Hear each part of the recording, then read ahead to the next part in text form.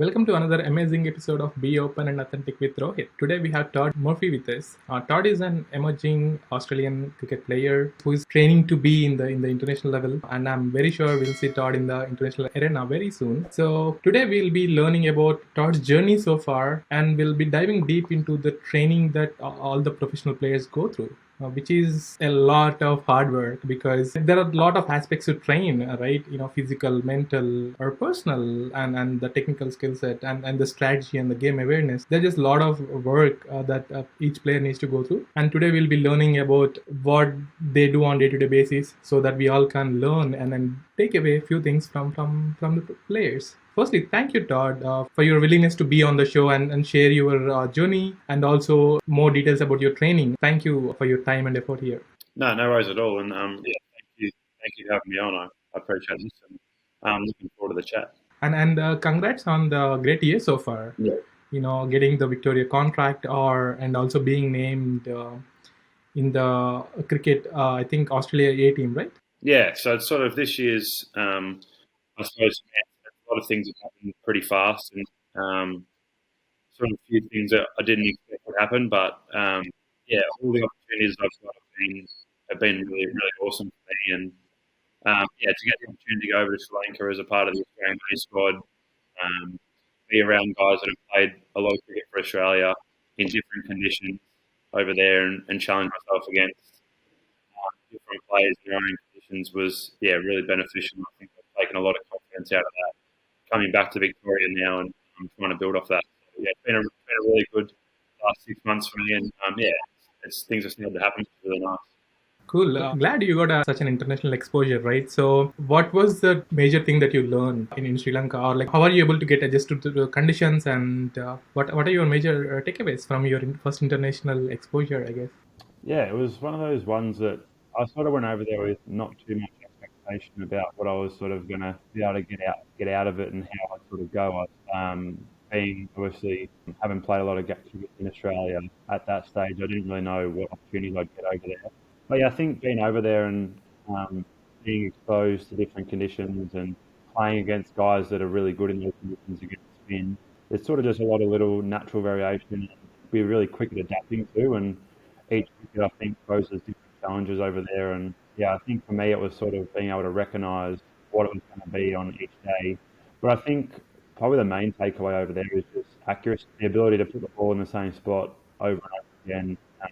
With the wickets doing a little bit more than they do in Australia, you're going to be able to be in the game a lot more. So that was the biggest thing for me, is just making sure that the sets of six you're bowling each over were really consistent. You're giving yourself the best chance to work out a batsman. It's cool. And then I think the interesting part of it is no matter in which level of cricket you're playing, I think ability to bowl, the same ball over and over again in the same place, I think that's where the real skill is, right? It's even more important, I think, in the international stage. So, and how is your feeling when you got selected, and when you are meeting with some of the international cricketers, maybe for the first time, or maybe you met some of those earlier, but I think being in the squad and traveling with them, how is this feeling?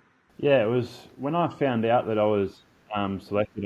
It was pretty unexpected, and I was a little bit shocked. And to a degree, I probably felt like I didn't really deserve to be over there. But yeah, once you sort of get together with everyone and you're around that environment, you sort of your natural competitiveness and skill set takes over, and you do your best to try and. So yeah, being just in that environment around them, you just try and soak up as much as you can and listen to conversations and speak to guys. Yep. And just curious to know, like how did all start? When are you introduced to the cricket, or like when did you figure out that you want to be the professional cricketer?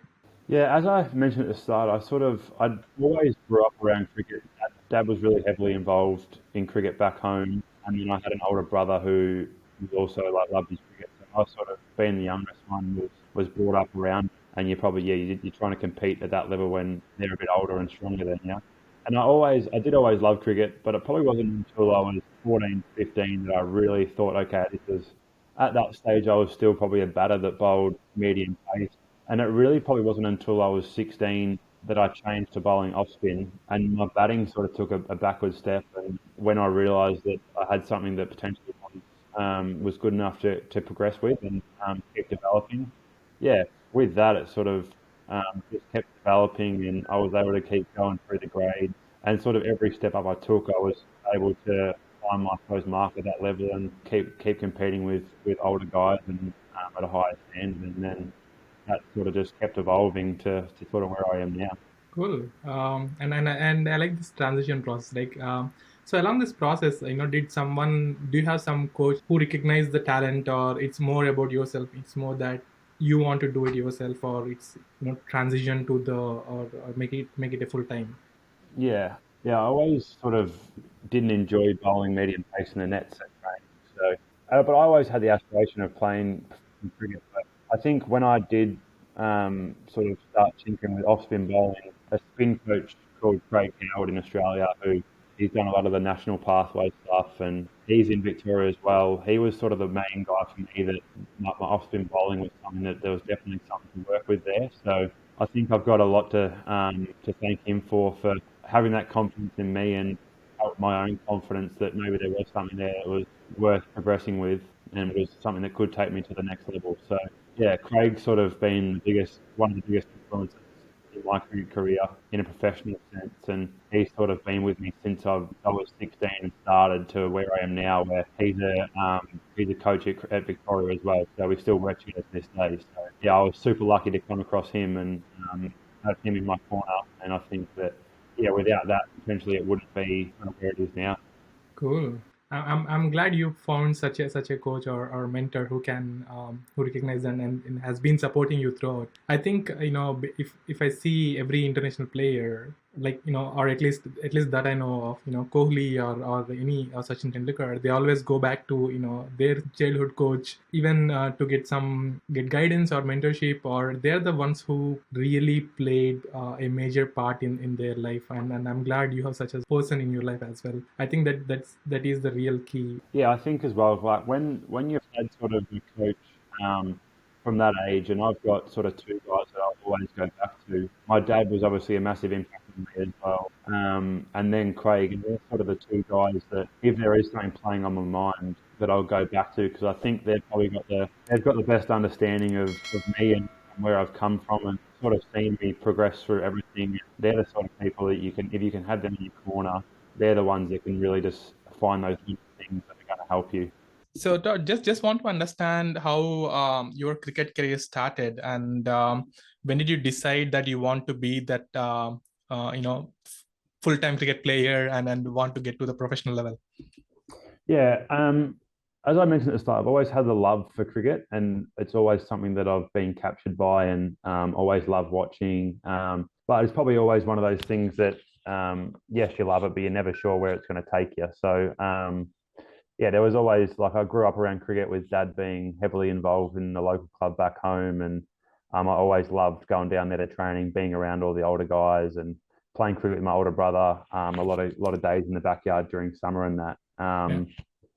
But yeah, I think it probably when you probably didn't get to the stage until I was sort of 15, 16, that you go, okay, this actually could potentially be a reality. And after you've been selected in a couple of state teams and you've put a couple of good performances on the board there, you think maybe this is something that I can take forward. And I think the biggest thing for me was probably when I transitioned from bowling medium pace to off spin bowling. And that was sort of when I was 16. So yeah, that was probably the biggest moment in my career when I look back now and go, that's the best thing I possibly could have done. I was always a batter that bowled medium pace, and it sort of got to the stage where I never really enjoyed bowling medium pace at training, so I just tinkered with a bit of off spin, and then I was really lucky to have a spin bowling coach called Craig Howard, who's nationally accredited coach in Australia, and a lot of the Australian pathway spin bowling stuff, who sort of seen me bowling some off spin in the nets and just mentioned it to me and said that he really liked what he saw and he thought there was something there to progress with. So from that moment, it's sort of that's taken over my batting, and yeah, it's something that's just kept evolving. And I suppose lucky enough that every sort of grade or tournament I've gone through, and when I've stepped up, that I've been able to find my level and just keep competing at that level. So and off spin sort of evolved from there, and you get more and more confidence in yourself as you go through. But yeah, it's probably there's not one point where I just I woke up in the morning and went, I want to be a professional cricketer. It was sort of always in the back of my mind, but not until you get to the stage where you're 15, 16, you sort of go, okay, this actually could be a possibility. And if I do work hard and do the right things, then potentially one day I can make this a reality. Yeah, right. I mean, yeah, it is a work in process, and I'm sure you always had that goal in mind. But another curious point that I want to touch base on is making the transition from medium pace to the spin, right? And were you more on the batting side before becoming a spinner, because you were bowling medium pace? So what was your strength before transitioning to a spinner? Yeah, I sort of always been a sort of a top order batsman that bowled sort of just gentle medium pace, but could be quite effective in underage stuff. But yeah, like I still to this day love batting. But yeah, I sort of was something that just happened really. Like it wasn't forced or anything like that. It sort of naturally just evolved that I started bowling a little bit off spin, and someone seen it and liked it, and then from there it's just continued to progress. And it's been obviously a lot of time put in, because it's quite a niche skill that you have to put a lot of time and effort into. And so yeah, from there it's just sort of kept evolving, and the love for off spin bowling's kept growing, and it's something that I've just kept really wanting to work at. And I suppose it's one of those ones too that you're never going to quite master, so you've always got that in the back of your mind that you're wanting to improve every day and keep getting better and better. So that's sort of where it started out. And as I said, it's been the best thing I could have possibly done for myself. For sure, yeah, right. And particularly in Australia, where you're always looking for great talented spinners, right? And I think Ravichandra Ashwin has gone through a similar journey. He was a top order batsman, and I think started with a medium pace and eventually evolved to be a spinner. And he's one of the best spinners, I think which probably you were on the same path as well. And also I think another aspect to emphasize is the batting, right? I think in the late, particularly in T20s and with all these leagues such as IPL or Big Bash, where even if you're a bowler and if you're also a batsman, I think you have a lot more chances to be picked up in the team, and giving you'll get a lot more opportunities if you're sort of an all-rounder, and primarily and if you can bat, what we have seen with Ashwin or Jadeja, because they can bat and win and change the games, which particularly when you're not expecting. I think are you planning to be, or I think your role can be that too, right? Or something similar in the international cricket. Yeah, definitely. I think nowadays it's sort of essential that you do more than just one skill.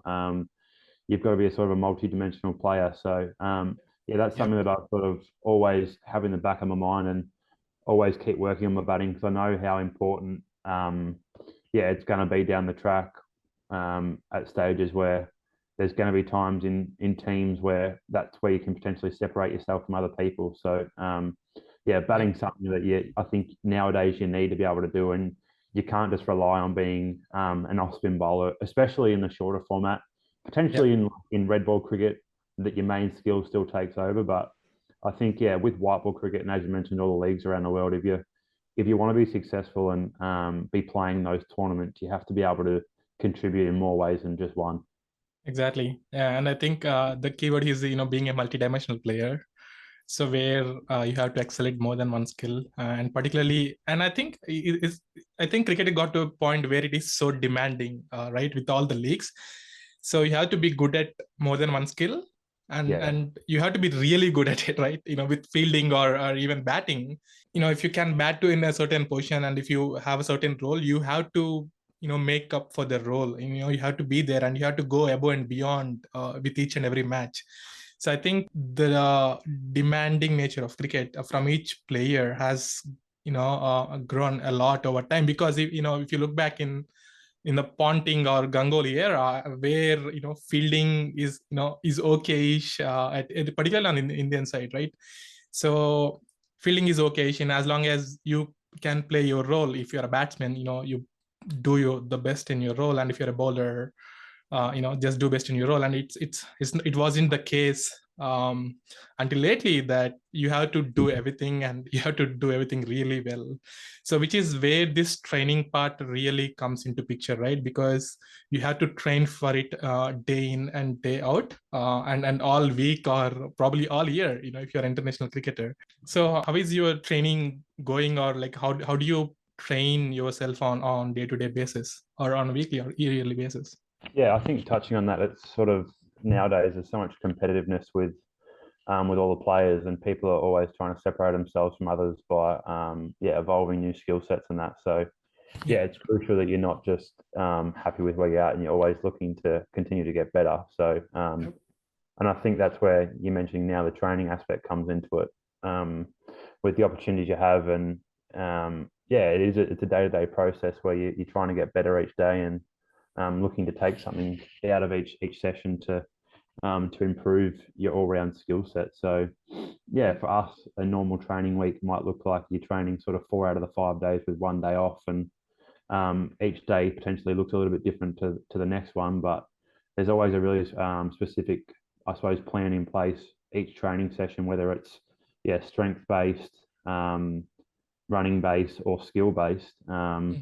That when you're in that moment and performing that skill, that you're really trying to maximize your output, and get as much out of yourself as you can, because you know that by doing that, you're giving yourself the best chance to continuously improve. So how many hours you spend on a day in the training sessions? Yeah, and that's like every day can change in that as well. Some days longer than others, but I think from a like a standard training day, you might sort of have an hour in the gym where you're sort of performing some movements that are specific to cricket, and helping your strength-based stuff. And then depending on the length of the training session, you might have some running top-up stuff outside of that, just to continue to build that base. But then the actual skill component, you're probably looking at 2 to 3 hours where you're getting your bowling volume in, you're hitting balls and trying to continue your batting, and then you're also out in the field for probably 30 to 40 minutes doing specific drills to try and better your fielding as well. So yeah, any day can differ, but you're probably looking at sort of 3 to 4 hours on a normal training day of high intensity stuff, and then there's probably some other stuff around that where it's a bit less demanding, and you're sort of just trying to understand a bit more stuff. Gotcha. So it's more like 5 hours of a dedicated, real intense training, and I've been reading that international players also do training by themselves off the track. So do you do such thing? I know 5 hours is already a lot, particularly if it's high intensity. Yeah. So do you still work out of those hours? Yeah, I think there's definitely time where you have to. Same thing, you sort of know that everyone, when you're around sort of the training session, everyone's doing the same thing. So to sort of separate yourself, you want to be trying to put a little bit more time and effort into other things. So there's definitely times throughout the year, and it won't be every week, it won't be every day, but there's definitely times where you might feel that you need a little bit more of something else, and that's where off your own back you'll go and do something outside of the structured session, just to try and get that, I suppose, competitive edge on other people, and try to make sure that you keep progressing yourself, and hopefully at a faster rate than others. You got in such an international exposure at an early age, so which can also add pressure, because I've seen or heard and learned about some people where you bring them to the international arena or the level of cricket, and they take pleasure, or if they don't learn faster, we don't see them in the international game. So I think at your stage, it's even more important just to learn and or get used to the training sessions or the situations much faster, or at a faster rate than many others. Yeah. So the more situations you can put yourself in where you're, I suppose, uncomfortable as well, and you have to sort of force yourself to learn, then the better you're going to be as well with that around it. Yeah, I totally agree. Force yourself to be in in all the situations that you will be in throughout your career at much early stages, so that you will get used to it and you learn from it, right? Definitely, yeah. And I also want to get a little bit into technicalities of the training, right? Because in international level, it's not just the technical part of the game that matters. It's also the physical or the mental aspect of it. But end of the day, you are I think even evaluated more by technical skill set. How much time do you put on each of these aspects, or or when we just take about the technical skill set of the training session, so how do you approach it? Because it's about bowling the same thing or getting better with the accuracy or the precision, on day by day basis. But again, you also have to look at all angles of the bowling, right? So how do you approach the session, or what all you do in the technical skill set session?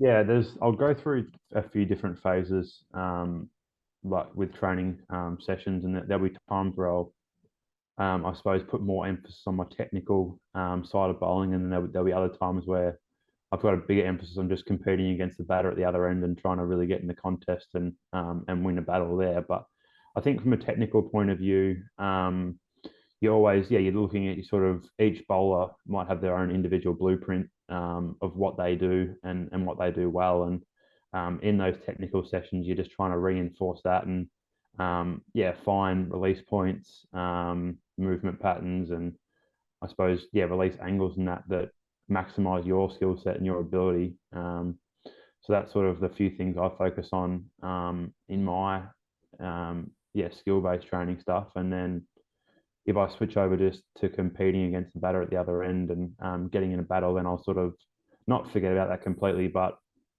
sort of have that less in my mind and just really try and read what the batter's going to try and do and get cues off them and try and win that battle. So yeah, there's definitely times throughout the sessions where you'd go in between both, but there's still a massive emphasis on both to a degree.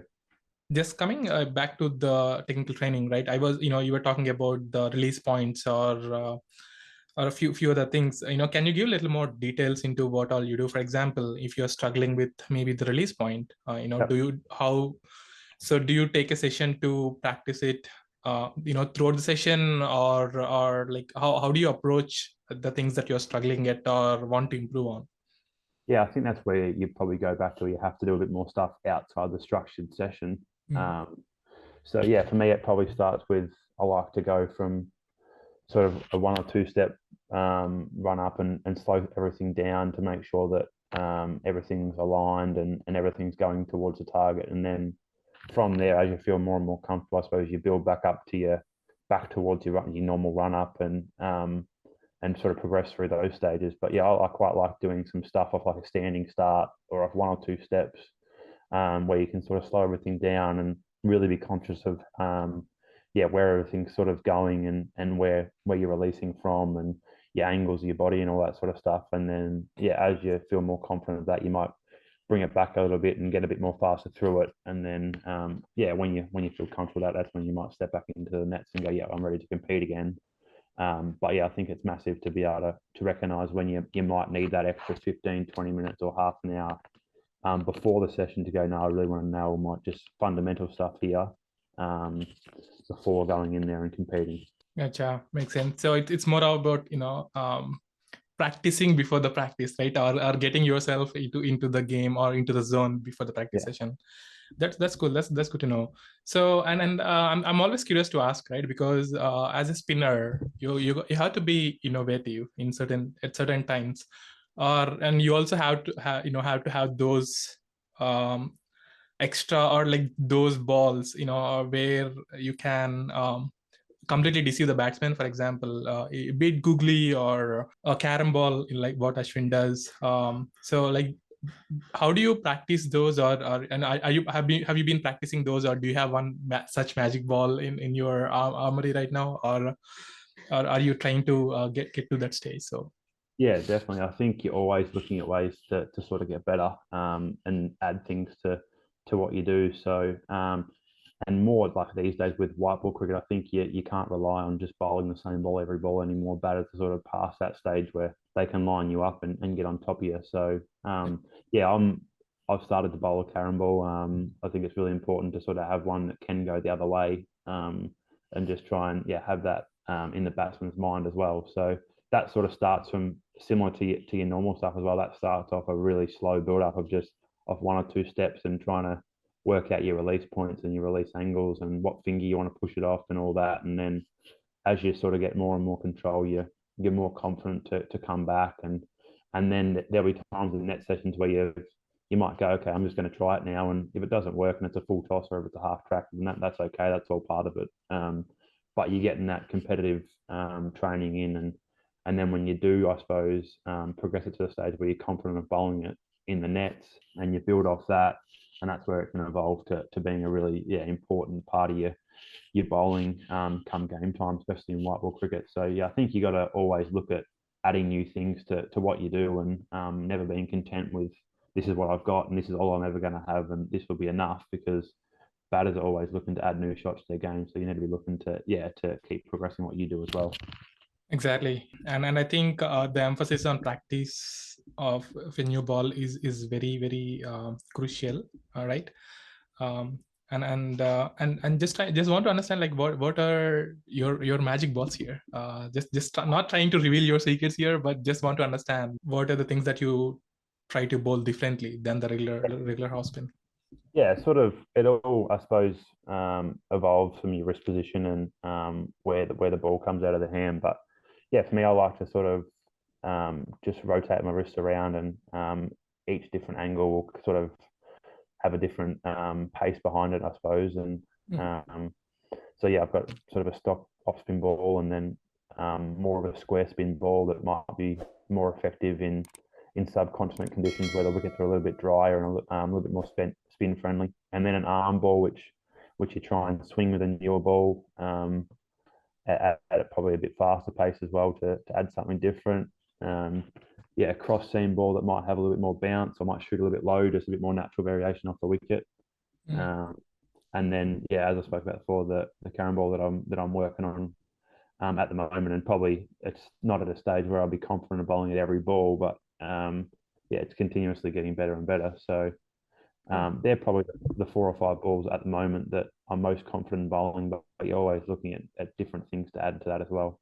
Gotcha. I mean, I think still 4 or 5 variations that you are that you are already good at is still is a big win, right? I think it will be very handy, if you're selected for for the conditions like Sri Lanka or India, right? So I think those will be really handy.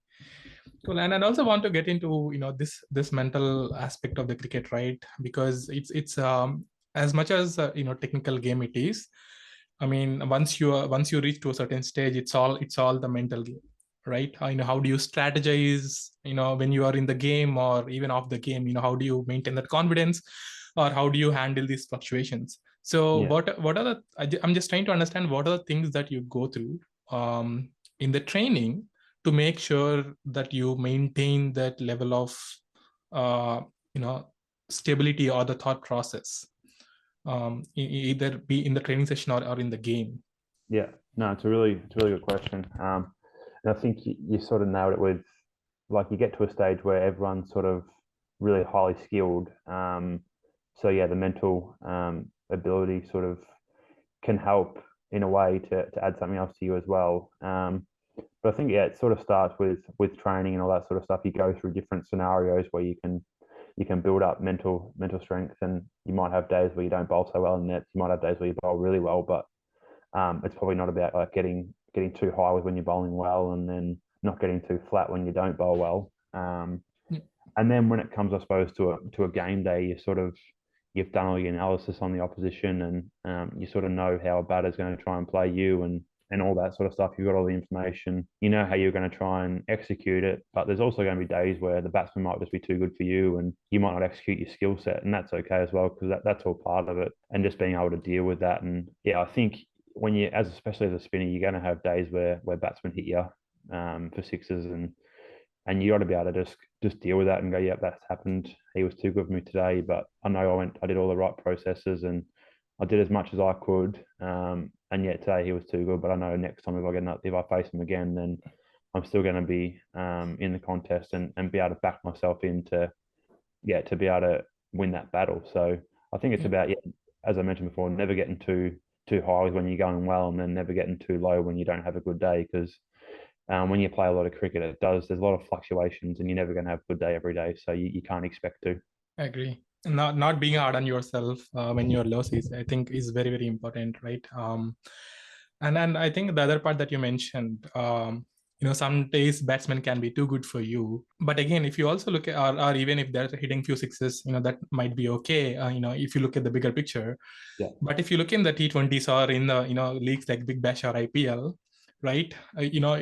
How do you, I'm always amazed, seeing Chahal or someone who can, again go after the batsman even after, they hit couple of sixes, right? Because, how do you train, or how do you make sure that it is not getting into your head? Because once you bowl a bad ball, or once got hit for a couple of boundaries, you have, immediately get into the pressure, or at least I mean, that's the natural tendency. But how do you make sure that, how do you reset yourself after each and every ball? With each game, I think we have a little time to think, process it, Yeah. right? But with within the game itself, how do you quickly reset and again go for the attack? Yeah, it's a really tough one as well. And there's probably no one way that everyone does it. It's probably more individual, but I think the way I sort of look at it is you go back to sort of understanding what your role is within a team. And as you mentioned, Chahal, like as a leg spinner, his main role, I'm guessing without knowing, would be to be a wicket taker through those middle overs in T20 cricket, because everyone knows the importance of taking a wicket. So if you do get hit for a six or two sixes in a row, you still know that your job in that scenario is still to find a way to get a breakthrough. So, and that's where everything, I suppose, you've gone before that you've done, whether it be training or whether it be games before that you know that your best is going to be good enough to still get this guy out, and you've got to believe in that, and keep going back to your best ball in that situation that you know you can deliver what the team needs. So I think it's probably more just positive self-talk out there, and go and just keep reiterating what you're there to do, and what the best way for you to do that is without doubting yourself too much. So yeah, two things that I learned is, right, don't doubt yourself too much. It's okay, or back yourself up, which is very crucial. I think particularly in the international stages, right? And also understanding the role is very key as well, because and I can see why, because as a spinner, particularly in leagues, T20 games, you got to take wickets, and obviously they're gonna, the role for the batsman is the same, right? They have to hit, so that's their role. So it might be okay if you get hit for a couple of sixes or the boundaries even in pressure situations, but getting back to the normalcy, or understanding that, hey, it's fine, it is sort of expected, but I still need to go for the attack. I think you need to really understand, or get into the role. I think that's the key, is what I heard, right? Yeah, definitely right. And I think sort of sometimes in T20 cricket, you've got the ability, what their plan's going to be. So just about countering that, and yeah, going back to your best stuff that you think might work for that situation. Yep, totally makes sense. So, and also, apart from the trainings or putting yourself in the scenarios during sessions, in this sort of pressure scenarios, do you do anything in particular, or like such as meditation, or yoga, or things like that, just to maintain that mental health? No, not as such. There's times of the year where you might do a couple of those things just within and around training, but I don't usually do that outside of cricket. I've never really done that massively, but I think it's just different ways people find of being able to switch off. And for some people that might be yoga or something like that. But like for me, I know within myself that like going for a walk on the beach or something like that could be just as good for me with some music playing. So Yeah. I think everyone has different ways of being able to relax. So I suppose it's just identifying what that is, and knowing that within yourself. Agreed. So yeah, it's totally different for each person. I think maybe it's maybe for me it's meditation, which is probably the reason I mentioned meditation. But normally, as long as you find a way to reset yourself, and like going for a walk on the beach, which is always cool. And just also want to understand a little bit of about the physical training here. So sometimes it's just not easy to have that. Or to have the training figured out, because even the physical fitness or the training varies for each person. Yeah. Because I've seen some guys where they do extensive training, and with some other cricketers, they don't focus much on the physical or aspects. I mean, they do the physical fitness. For example, if you look at Kohli, is full time into it. But Yeah. I can't mention other names yet, but there are cricketers who don't take that to that extent. So how do you go about it normally?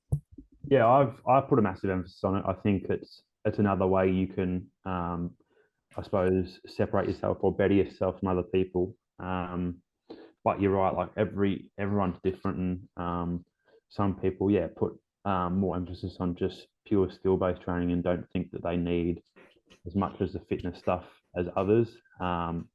Whereas, yeah, personally for me, I like to try and make sure that I've sort of got everything up to a high standard where I'm really confident that everything's going well. And I think fitness for me in that plays a massive role. And I think that the stronger you can be and the fitter you can be, it's only going to help you, especially in the longer form of cricket where you got to continuously back up day after day after day and bowl long sort of spells. That having that sort of fitness and strength in your legs particularly is really important. So everyone's different when it comes to it, but yeah, me personally, I put quite a high emphasis on it, and it's something I actually really enjoy doing as well. So I think that plays a big role, because if you don't enjoy the fitness per such or gym per such, then it's hard to make yourself do it. But I think when you do enjoy it, you do put more of an emphasis on it, and you know it can help you down the track. Cool. Yeah, and I'm glad you really enjoy it, because I think that also helps with our mental process, right? In the sense, we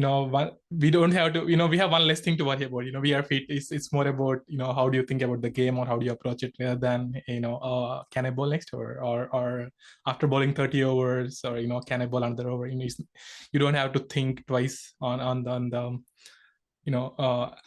the physical aspect, if you really maintain, or if you're really good at it. Cool.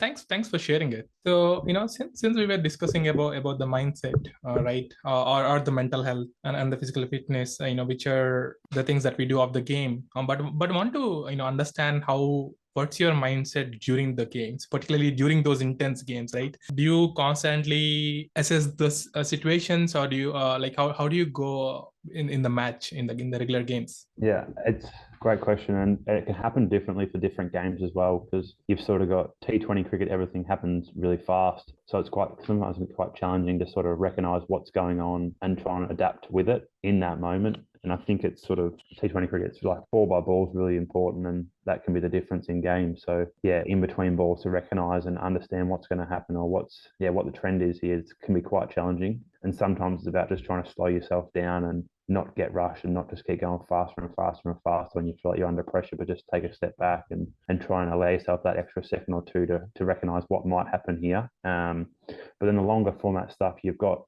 more time, I suppose, to be able to think your way through situations, and you might have times where you can try a few different tactics to different batters if they've been batting for a while, and different field positions and that. But yeah, it's sort of, I don't think every two games is the same. I think every match has a unique situation, or a unique play you're playing against, where different thoughts are going to come into it, and you're going to have different ideas thrown to you by different people out there, and what people think might work best on this particular pitch or against this particular batsman. So yeah, I think the best players are sort of just able to recognise what the conditions are, and what their best, I suppose, sort of skill set's going to be for that particular day. And it might change, from wicket to wicket or batsman to batsman, and never being just adamant that, no, this is what I do, this is all I'm going to do. And if it doesn't work, it doesn't work. You've got to be willing to change it up throughout the game to try and make sure that you give yourself the best chance. Well, yeah, makes sense. Just trying to understand the scenarios, conditions, and all the things, and being able to take a step back at times or when needed, I think is the key, because it's, at least, in the end overs, or in the pressure games, it's so easy to be consumed by the pressure, or consumed by the game, that we don't really plan or take that a moment for ourselves before we reset, right? I think taking a step back here is the key. And thanks for sharing it, particularly in T20s, right? Or maybe in the test matches where you really have to take those wickets to win the game. So do you experience nerves or and the pressure? Like how do you normally deal with it? Yeah, definitely. I think sort of no matter what it is you're playing, you're always a bit nervous or anxious before the start of the game. And it's probably not until you've bowled a couple of overs and you're in the contest that sort of settles down. But I think it's sort of each game, it's about just embracing that and understanding that it's a good thing to have them.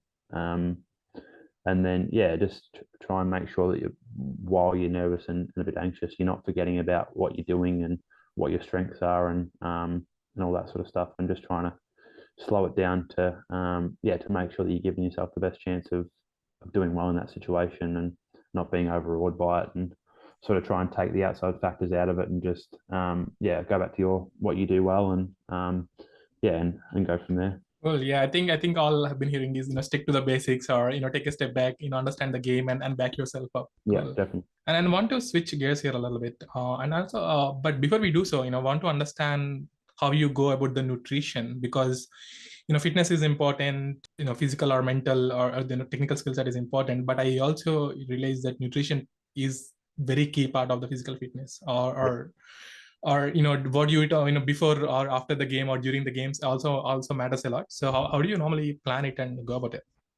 Yeah, I don't like. I'm not set on a structured diet or anything like that, but I'm always sort of conscious on what sort of I'm putting into my body and at what stage that might be. And in different stages of the year or different matches might mean different things. But I think, especially 4-day cricket, to make sure that you're topping up, I suppose, your energy and your all that sort of stuff throughout the day and after the day's play is massive. And if you're not doing that right, then you're going to come back the next morning feeling sluggish and not giving yourself the best chance of being able to back up. But yeah, I think there's it's massive to make sure that at the right time you're putting everything you can into that sort of side of it, but also having times where you can go and enjoy a nice meal out and not feel guilty about it either. So yeah, I think you got to have the balance with it. And for me anyway, I know if it's too regimented and structured, then it might drive you a little bit mad. But you got to understand where the right times are to make sure that you're doing the right things through your nutrition, and then other times where you can sort of treat yourself a little bit.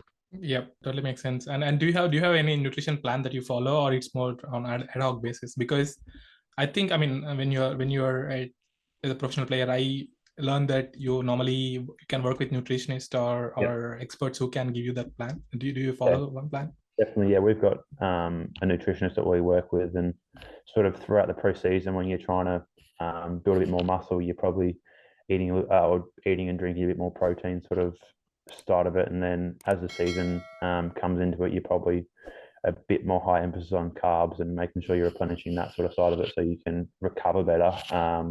But there's no one set structure I sort of have it, but just making sure you're having balanced meals and getting the right sort of nutrition into your body that's going to help you. So who is your just want to understand, who is your favorite international cricket player, or who is do you have any idol that you follow or want to be that person? Yeah, good question. I've never sort of had just one person that I've always absolutely adored and admired, but I think as it's sort of gone on, Nathan Lyon's probably been the one that you sort of can see some like similarities, and that's what you sort of aspire to be like. So he's probably the one that I'll take the most interest in and watch the most, because you can sort of learn the most out of, and so that's what you're aspiring to be. So yeah, I think over the last sort of 4 or 5 years, I've sort of grown to just love what he does and really appreciate how good he is, because I know how hard the skill set can be. For him to be so successful,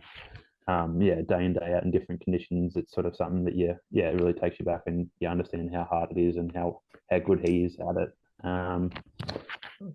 Around the world, I love watching all the T20 stuff, and there's a lot of exciting players out there that I suppose you probably get jealous of, the Cameron Greens and but he's 6'10" and can hit it 110 meters and bowl 140 k. So guys like that sort of get a bit jealous of, and you wish it was you. But I know. I think probably the main one is Nathan Lyon, but there's sort of a lot of other guys that you watch, and as you mentioned before, Ashwin, Jadeja. I think you can sort of pick up little things from all those sort of guys, and just understand how they've been so successful and what they do well in different conditions. So always, I suppose, have an eye out for spinners, just to see if you can pick up little things here and there. So they're probably the main ones. Yeah, makes sense. Cool. And then I was expecting that you would go with Nathan Lyon or Shen Wan, but I think Nathan Lyon makes sense because of he's off spinner, and he's currently the best one in Australia. Yeah. So cool. Who's your favorite batsman in the world? And the follow-up question to that is, how do you who do you think is the batsman that will be super challenging for you to bowl? For example, if you look at Virendra Sehwag or Gilchrist, or who can just smash you from ball one. Yeah. Right. Like do you have any batsman that you are like, okay, how to think twice before bowling? Like do you have any particular batsman that you really want to bowl to? I think, I suppose throughout my short career, Josh Phillippe's probably been the hardest one in Australia, with just how, I suppose, 360 degrees he can play, and how powerful they are as well. Sort of puts you under a bit more pressure when they can hit the ball anywhere around the ground. That's where, I suppose, you start to doubt yourself a little bit when you got guys that can reverse sweep you, or run down the wicket and hit you back over your head for six. So they're probably the hardest ones to bowl to. But yeah, like T20 cricket nowadays, I don't think I'd like to bowl to Tim David and guys like that, Mitch Marsh, that can sort of just stand there and they're so big and strong, they can hit you from anywhere. And even their misfits these days go over the fence for six. So it's quite scary, but it's also all part of the challenge. And you know that if you are playing against those guys and you can get them out, that's massive in the context of the game. Yeah. And how do you think you'll approach, for example, let's say you want to bowl to Tim David, I think you need much more data to answer it properly, but just want to understand your thought process. Yeah, obviously it all comes like ground dimensions and all that plays a role in how you'd approach it. But I think for a guy that has the ability to stand there and hit you for six from all different lengths, I think it's about just mixing your pace and your angles and your line to them. Because if you do bowl sort of the same 2 or 3 balls in a row, they're too good these days, and it's going to line you up. So I think you sort of mix and match your pace and your length that to them, and potentially have the risk of, I'm going to bowl this one a little bit slower and it might not work, but it's also, maybe this is the best chance for me to get him out. And as we spoke about before, if they hit you for six, but if you can get him out next ball, that's still a win for you. So I think that's the challenge, is just trying to mix and take the risk to get him out. Totally makes sense. Mixing it up or just trying to vary those angles. Because if I was watching one of the interviews of Ashwin, how he approaches bowling to Virendra Sehwag. So normally Sehwag is pretty good at spin, and particularly off spin he can just whack you anywhere. So Ashwin's strategy was to bowl the worst ball that he can bowl, so that Sehwag, because if you bowl any good balls, he probably played that, right? Yeah. Or he knows how to play those. Just bowl the worst ball that you can bowl, and probably, that's where he can probably make the mistake.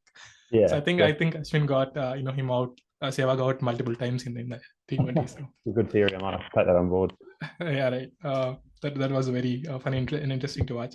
So and I also want to talk about your thoughts about playing in India, or who are the players that you will be looking forward to bowl to. Yeah, I've had actually a little bit of exposure. I've been to India twice now, just as a part of some development tours. So it's been awesome to be over there and I suppose get a feel for conditions. Nice. And that's another challenge in itself. The Indian guys are obviously well renowned of playing spin bowling really well. So yeah, I think you look at their whole batting order now, and obviously Virat's the one that stands out, but they're just so well rounded against spin, and they've got so much power as well that they play their own conditions really well. I don't think who you bowl to is easy. It's always going to be challenging. But like as we spoke about before, I think it goes back to just being consistent in 4-day cricket and bowling good balls and making them hit your best balls. And if they have a day where they get on top of you when you bowl your best stuff, then you can live with that. But if you go away from that and you get beaten, that's when you probably get a little bit annoyed with yourself. So yeah, I think that's the main thing for me. Agreed. Totally makes sense. Do you have any particular player in mind, or it's that you really want to get out? Because normally if you're debuting a game, or if you are going into those conditions, for example, getting Kohli out will be the biggest thing for any player normally. In India, I'm sure it's the same in Australia as well. I give all these Indian player names because that I'm most familiar with. Excuse me for that, but do you have any sort of players that you really want to go against and compete and win this context? I think Virat would definitely be number one. But then like someone like Shubman Gill or someone that's coming through that so you can see how good he's going to be. That'd be something that would really excite you, and you'd enjoy that challenge of bowling against a guy like that. And then probably Rishabh Pant as well, just with the power, and you know how hard he's going to come at you. That's another challenge in itself, but I think that's what excites you, and that's what you look forward to in games. Exactly. That's the challenge, but that's also the opportunity, right? Exactly right. Yeah.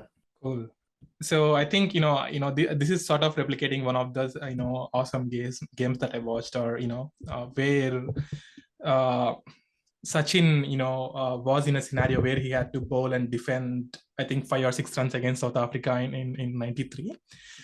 So, Yeah. but I think 6 runs was a bit.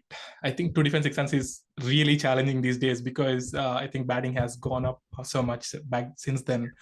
So, if you are given if you come across a situation of defending 12 runs in either T20 or 250 in the death overs, and you have a good middle order batsman in the crease. So Yeah. and they're probably good at spin, and the let's say conditions are also supporting spin bowling there. So I just want to understand how you would break the scenario, or how do you think and strategize for that particular scenario of defending 12 runs in the T20 or T50.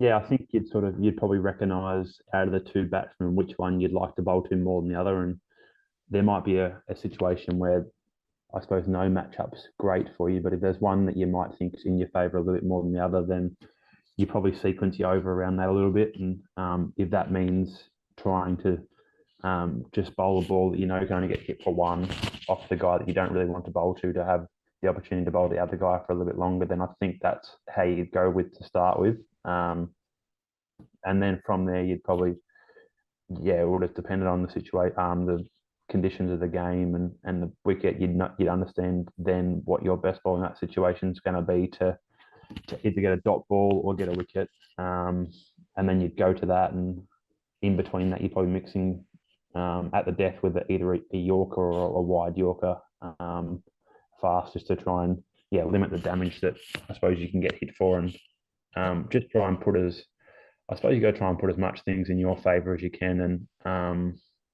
and back to that. That's going to help you have the outcome you want. And same thing, if they're good enough to hit a wide Yorker for 4 or 6 over cover, then that's something you can probably deal with. Yeah. And that's something that potentially can happen. But if you go away from that and just bowl I suppose a long half volley or something, you get hit back over your head for 6, that's when you might get annoyed with yourself. So I think you just got to try and put as much things in your favour as you can, and from there just believe that'll win for you. Oh yeah, that's interesting. Point, right? Pick the batsman that you favor to bowling to, that I haven't heard anywhere, which is pretty cool. And I think mixing up or bowling those Yorkers, I think, and finding a way to get a couple of darts, or not the singles are crucial. And then funny, and the important, and not important, but the fact is Sachin also bowled the last ball. I think they need to score 2, and Sachin, or 4 or 3, I guess, I don't know, I don't exactly remember, but Sachin bowled the Yorker in the last ball to defend it. Cool. Thanks for sharing that. And let's wrap up with one last question. So, and which is something that I ask across all the interviews, which is also pretty interesting here. Yeah. So, can you help us learn something in 2 minutes that took very long for you to learn? Yeah, I looked at that one. It's a really good question. I think for me, what sort of resonated with me was, from a cricket point of view, it was probably the off-field balance.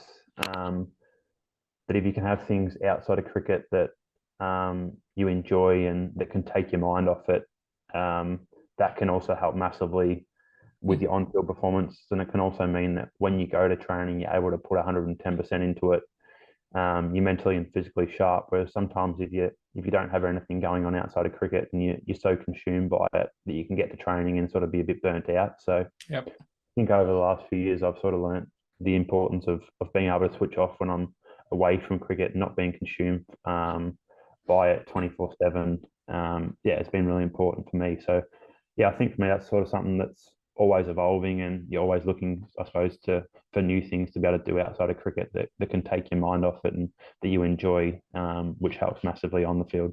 Exactly. That is so true. And I think that that majorly applies to all the games, but also even work, the regular IT or any work that you do, finding a way to take time off, or I think calm the nerves down, I think will help us think through those scenarios which we normally miss if we are in that particular scenarios, or if we are going through the same that particular phase. Right. I think that's very crucial. And thanks for sharing it. Cool. Thanks again, Todd, for sharing all the insights about the training, and sharing all the tips, and more information that can help many other players. And it was a really good conversation that I thoroughly enjoyed. And thanks for your time and effort. No worries at all, mate. Thank you very much for having me on. And yeah, I hope that sort of throughout that episode that some people can have some takeaways of things that I've been able to learn and gone through. And I really enjoyed that. So thank you, and all the best with everything going forward. Cool, thank you. And I'm very sure people have so much to take away in this episode. And with this episode, I also kind of understood why you are also one of the next pick to the Nathan Lyon, right? Because of your the way that you're thinking or strategizing, or the way you're taking the game. I think I can totally see you being in the big field. I really hope to do one more episode once you get to the international stage, and hopefully you'll have time for me. Yeah, that'd be really cool. Hopefully that can happen. That will happen. I'm totally sure. And thanks again, Todd. Wish you all the best, and I'll talk to you soon. Thank you very much, mate. Thank you. Thank you for watching the video. I hope you really learned something from it. If you like what you saw, please don't forget to follow and subscribe for more quality and authentic content. This is where you get it.